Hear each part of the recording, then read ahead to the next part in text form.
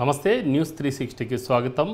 నేను జేబీ రామ్. ఇక వార్తల వివరాలు చూస్తే దివ్యాంగులు వృద్ధులకు నేరుగా వెంకటేశ్వర స్వామి ఉచిత దర్శనం కల్పించేందుకు టీటీడీ చర్యలు చేపట్టింది. సోమవారం నుంచి శనివారం వరకు ప్రతిరోజు మధ్యాహ్నం 3 గంటల నుంచి స్వామివారిని దర్శించుకునేందుకు అనుమతినిచ్చింది.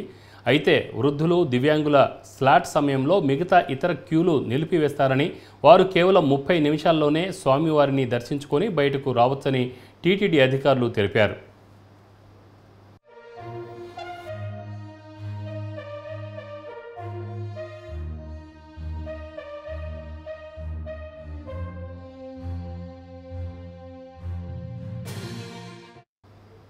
దివ్యాంగులు వృద్ధులకు నేరుగా వెంకటేశ్వర స్వామి ఉచిత దర్శనం కల్పించేందుకు టీటీడీ చర్యలు చేపట్టింది.